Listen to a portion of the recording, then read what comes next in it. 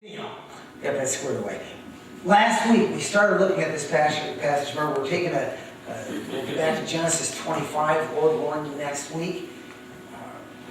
But we were talking about tragedies last week. We were talking about how we're to respond in the face of tragedies. And I had Joe read the same passage that we read last week because we didn't get very far. We saw in verse 13 that we're to set our hope in God, and we saw that hope as a command.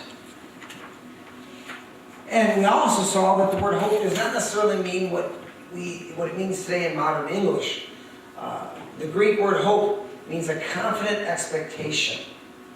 And I think it was Sunday night, Chuck came in and reminded me about the other word hope, where you think something, where you're hoping something happens, but you're not real sure.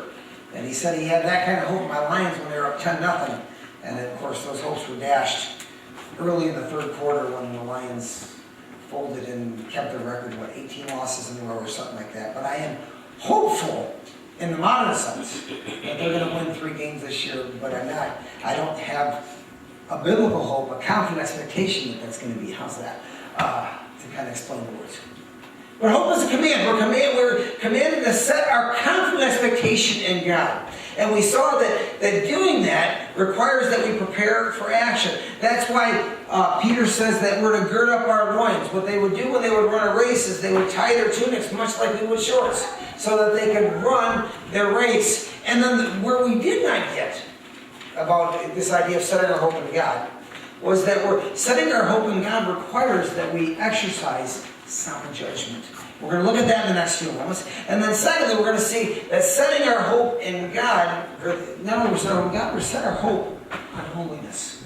Set our hope on holiness. And then finally this morning, we'll see that we're to set our right relationships with the world. So before we look at those things, let's go to prayer. Father God, we again praise you and thank you for all you've done. We praise you and thank you for your word and for what it teaches us. We ask, Lord, that you would help us to learn how to set our hope in you this morning. We ask that you help us to learn how to set our heart on holiness. And Lord, how to set right relationships with the world. We ask these things in your precious and holy wonderful name, Lord. Amen. Setting our hope in God requires that we exercise sound judgment. I take you back into verse 13, where Peter gives another command of being sober. The idea there is not necessarily talking about alcohol in any way, shape, or form. All the scripture deals with that in other passages. The idea here is being alert. Being alert. We all know what it's like to maybe become alert about something. You ever been driving down the road and hopefully you don't get like this, but we all do at times.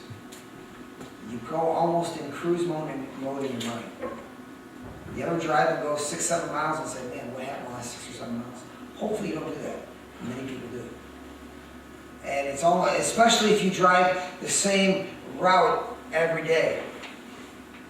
When I don't have to drive nearly as much here as I did when I was in the Detroit suburbs. And it's so funny how distance is relative. When I lived in the Detroit suburbs, it was nothing for me to get in the car and only drive 20 minutes.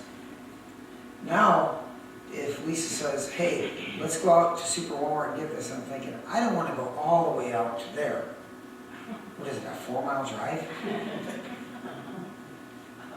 When I lived in the Detroit suburbs, I drove 45 minutes, 23 miles one way to work every day.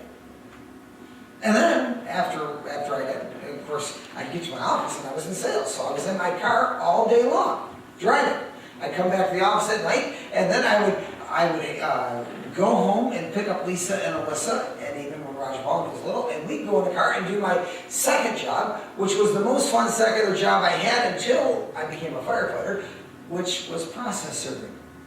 I'd go through the city and the suburbs, and I would let people know they're being sued. That was a fun job. I loved it. I handled the paper to them and be on my way. And it was easy. And I did it. I drove all the time.